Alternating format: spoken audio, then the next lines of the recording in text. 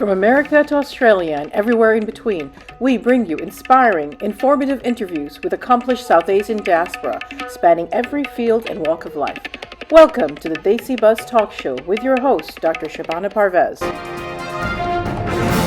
Welcome back to the show. Today, my guest is Sana Tariq. She's the Director of Diverse Learners, aka Special Education, for the Summit Public Schools CMO, serving California and Washington State. She's the founder of Equity in Education Consulting. Sana is a passionate student advocate, education leader, and systems builder with over 12 years of experience driving strategic initiatives to maximize equitable access and inclusion within culturally responsive frameworks. You can connect with Sana via her LinkedIn profile or her website, eieconsulting.com. Welcome to the show, Sana. Thank you so much. I appreciate you having me and looking forward to our conversation. Yeah. So let's start off by asking, can you tell us a little bit about your journey and what inspired you to pursue a career in education, specifically in the diverse or special education field?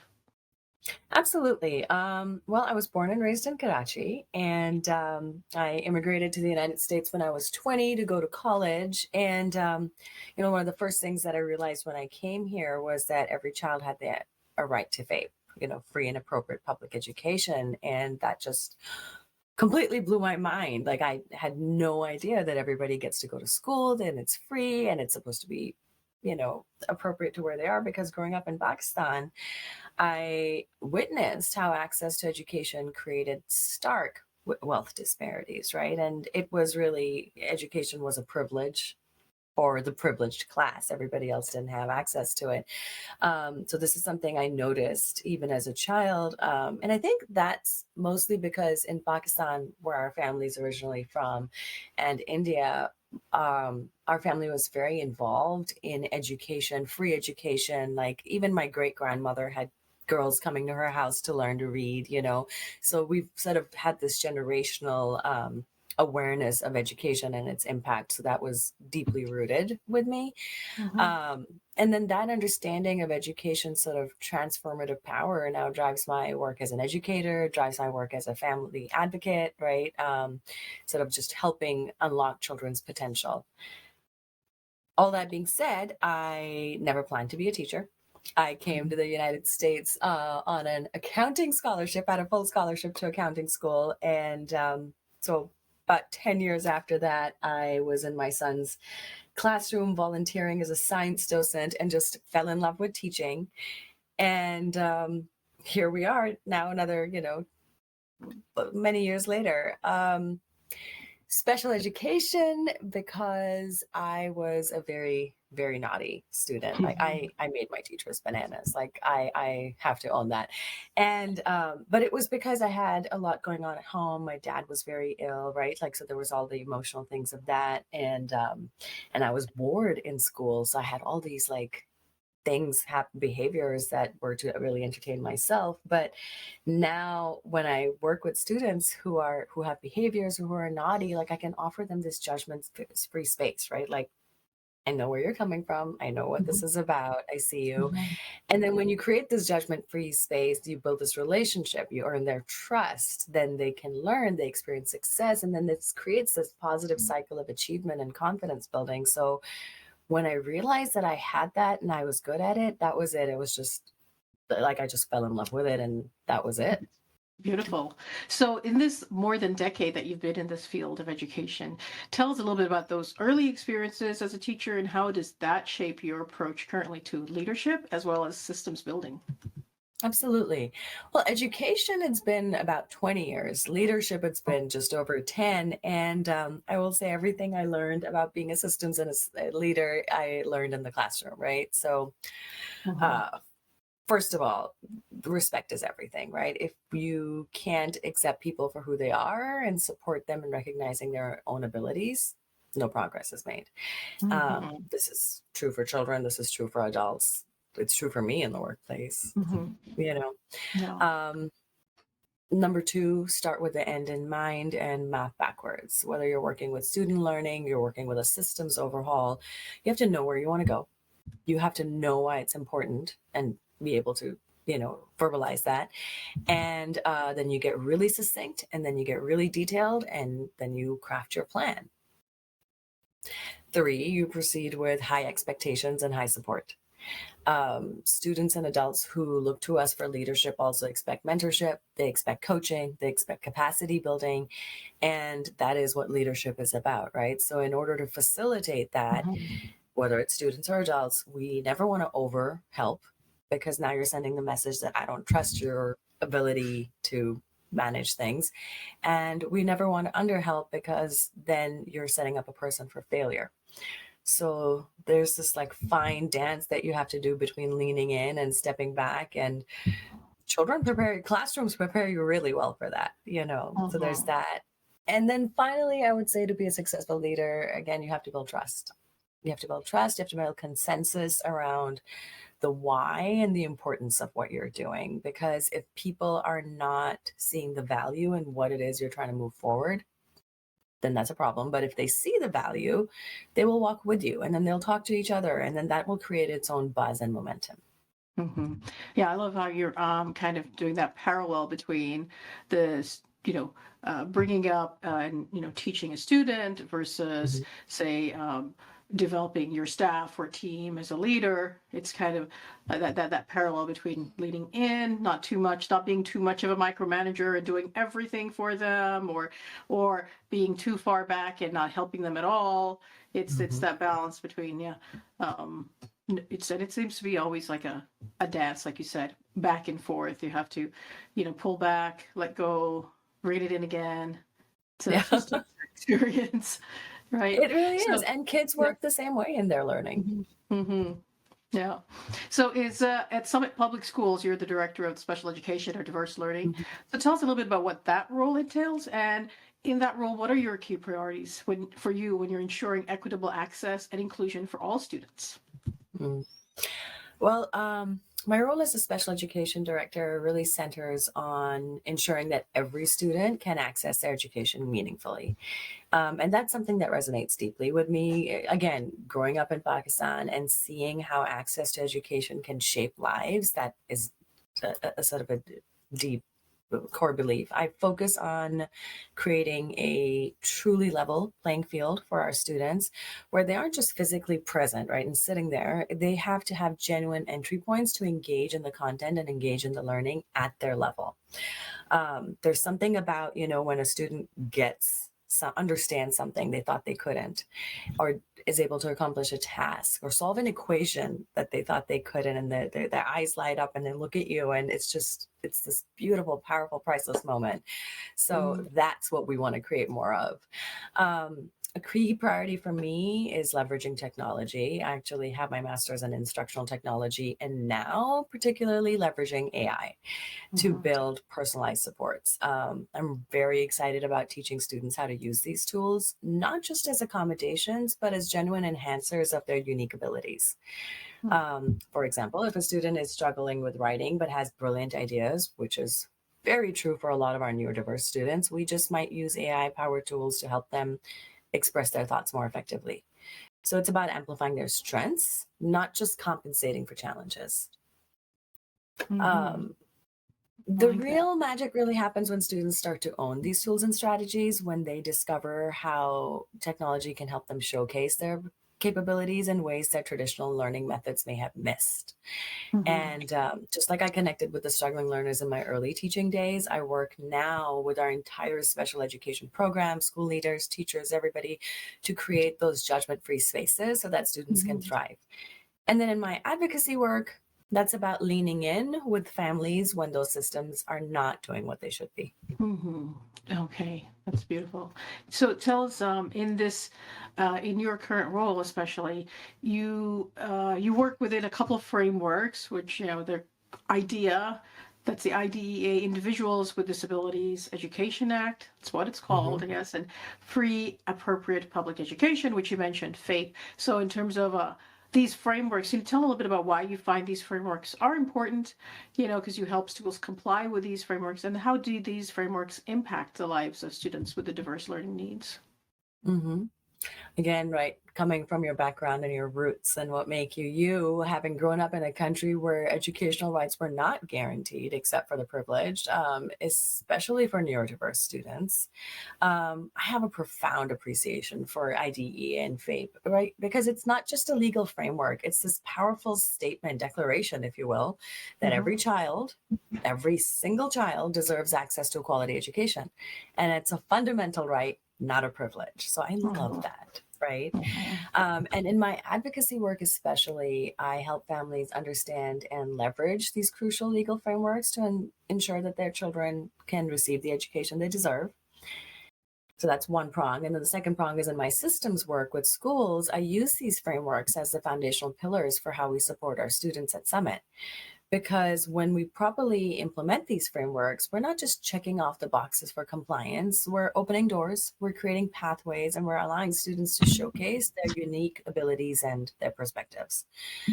The thing is, neurodiversity can be both a remarkable gift and a significant challenge, and especially when we're navigating an educational system that was not designed for neurodiverse learners, right?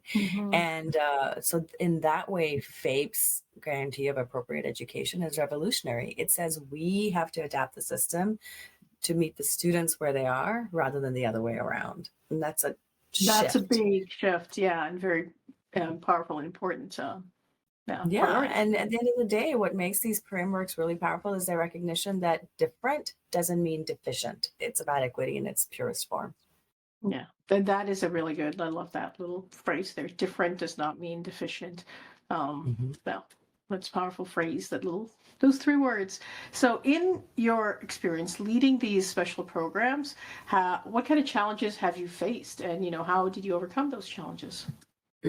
Yeah, really the biggest challenge that I've consistently faced isn't about student capabilities. It's about shifting adult mindsets, So, adults right? meaning other teachers and parents, correct? Yeah, that you have to Right. build All the adults that make up around the the student students around the in student. their environment. Because just because someone struggles with conventional learning methods, as we've said, doesn't mean they can't learn.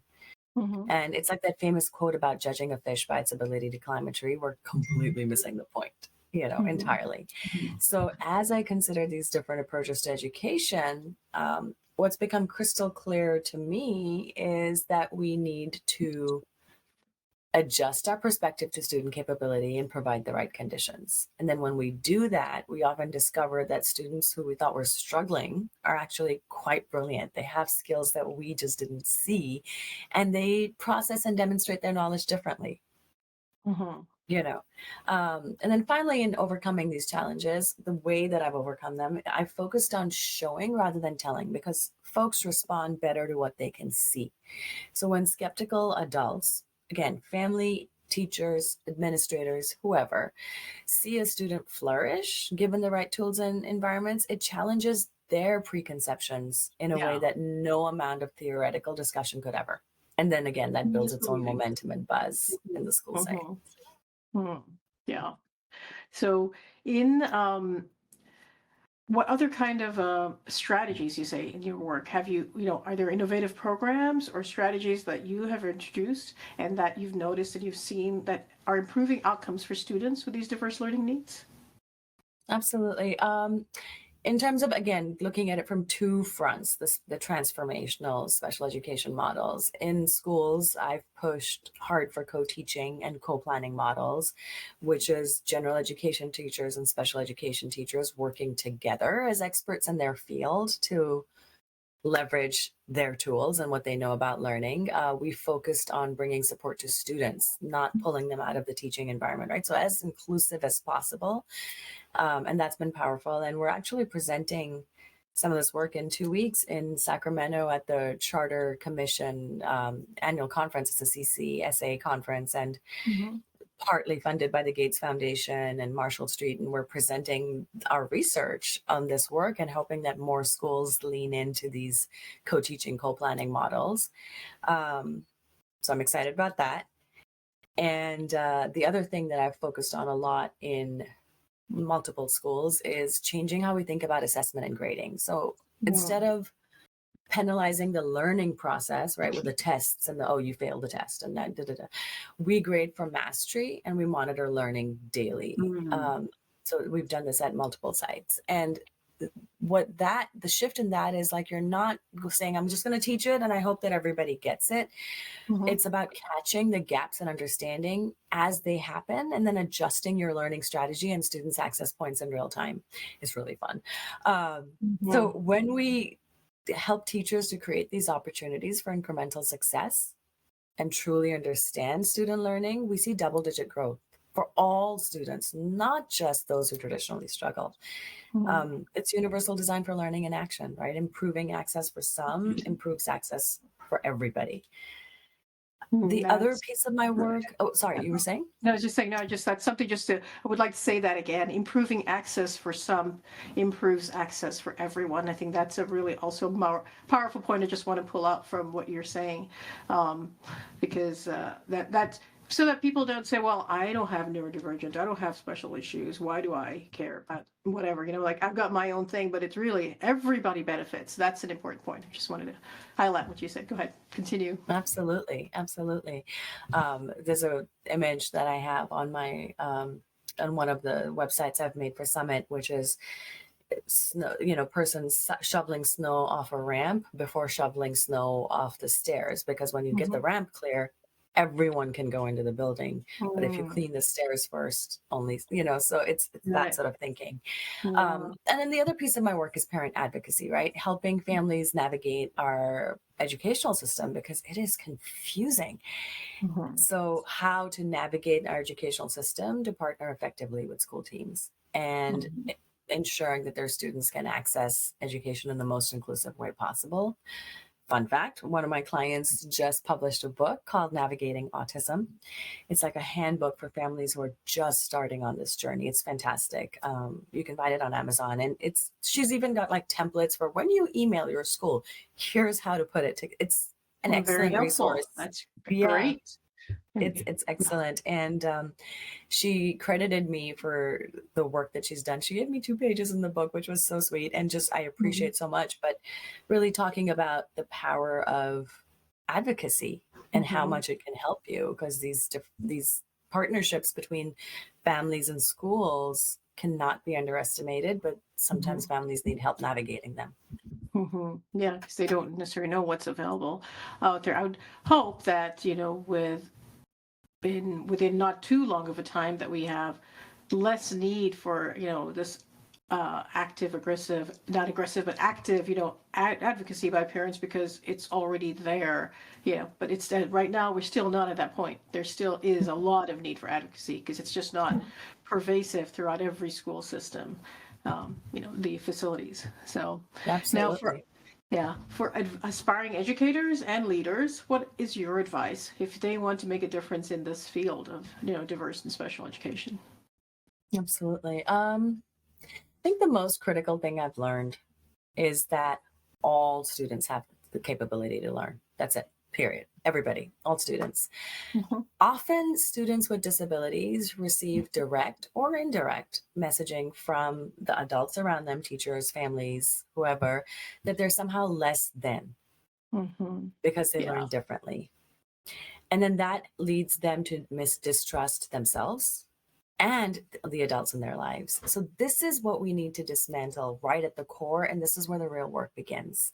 Mhm. Because the secret isn't really a secret at all. When students experience success, even small wins, their confidence grows. When their confidence grows, they take more risks in their learning. When they take more risks, they achieve more success.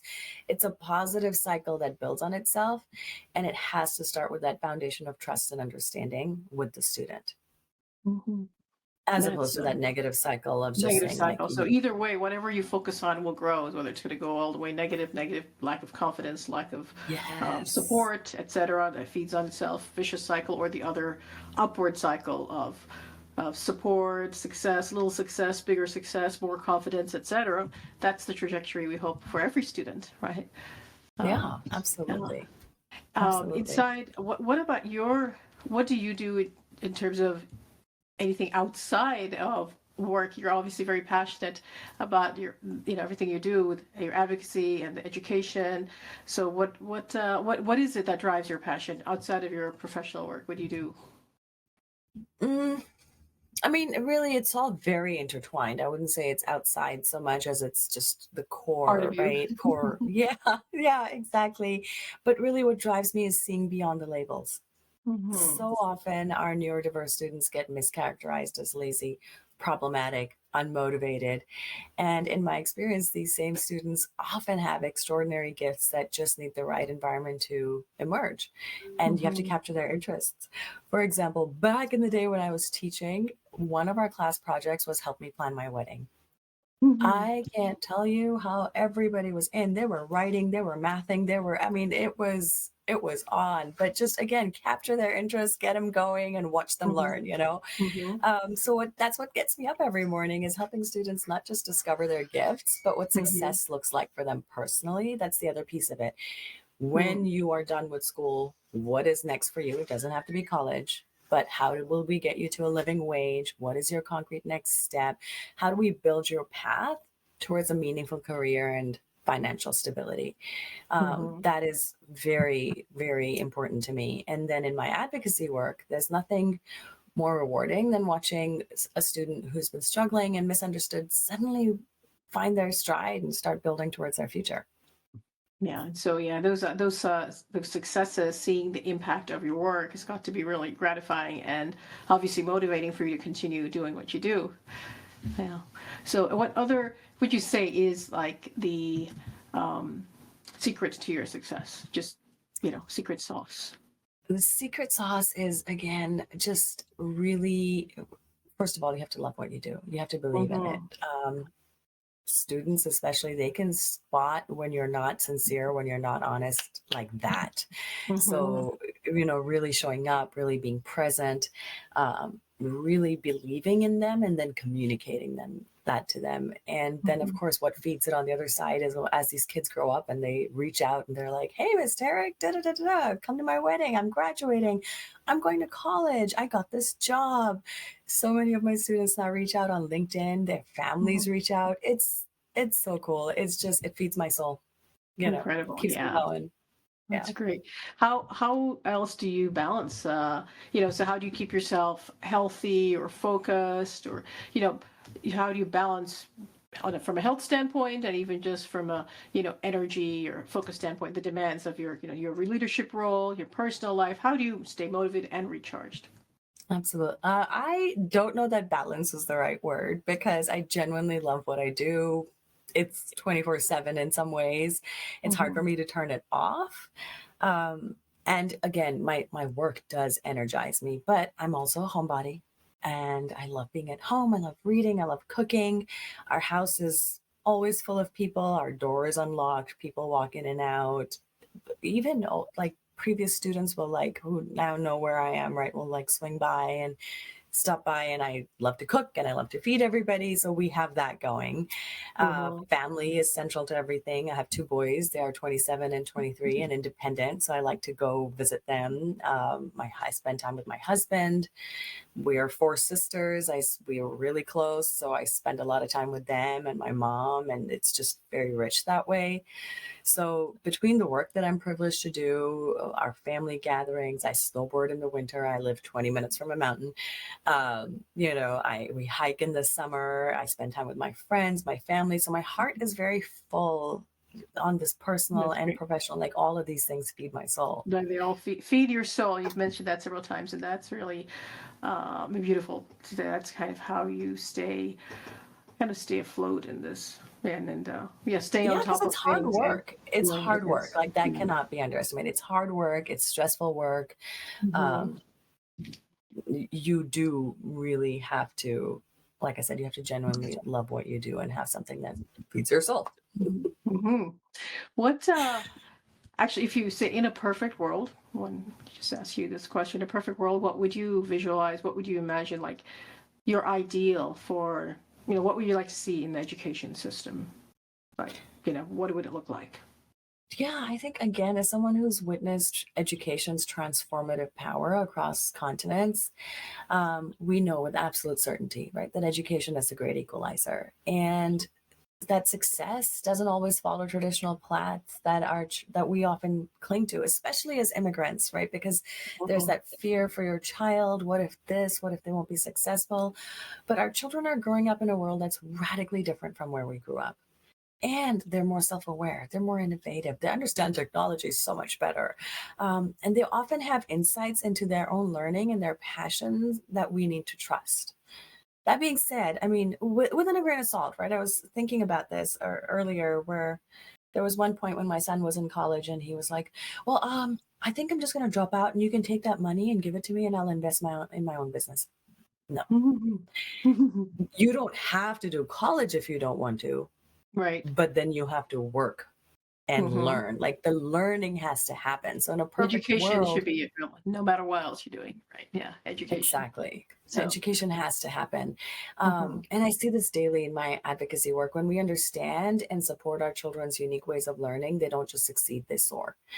If your child isn't getting what they need from their educational experience, don't struggle alone. Systems can be navigated. In a perfect world, none of these barriers would exist, and all our students would be met where they are and understood where they are. And we've made a lot of strides in that Mhm. area, and we still have work to do. Mhm. I have work Yeah. to do. You have work to do, is what we say in our team. Mhm. Um, a child's potential can be unleashed, and I'm potential about that. Potential about that. I'm passionate about that, Mhm. but we're not in a perfect world yet. But that is the world we're building, and I don't see it as fighting. And really, this is something we talk about at Summit a lot. We're not seeing it as fighting. We're seeing it as dream building, Mhm. and there's a difference That's in again, those it's two.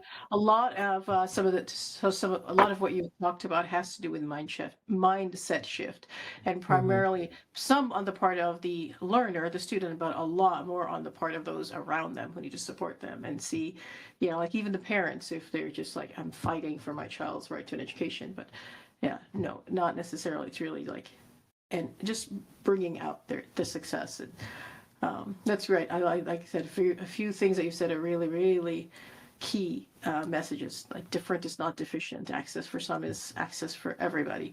So these are, and again, success is different for every single person. Our view of success Yes. is not somebody else's view of success, and so it's all a very individual. This is more than just calling it differentiated education or learning.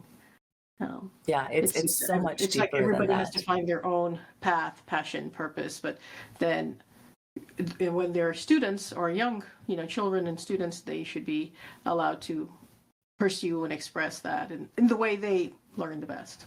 That's Yeah, beautiful. absolutely. Right? Because it's not just doctor, engineer, Right. and um, Yeah. those things. Which is our cultural problem. Bias, right? Absolutely. There's Bias. so much there. And Yeah. jobs exist now that didn't exist when we were growing up. There's Yeah. so many opportunities open to our students. We just have to have the courage in ourselves and in them and their capabilities to let them explore and find those. Yeah. Yeah. And the thing that comes to me too now, as we just closing, just talk about the importance of education, is, in the Quran, the very first ayah that was revealed, the very first verse said, read, and Yes. by the Yes. God who created you, created from the pen. I mean, talking about reading and the pen is like the first few things that were divinely inspired.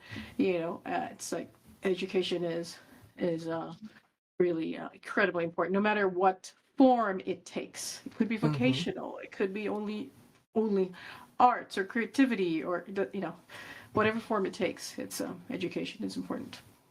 And I Right? think the other piece of it is yes. And when we allow our children to find those passions and navigate towards that, they allow us then to help them navigate.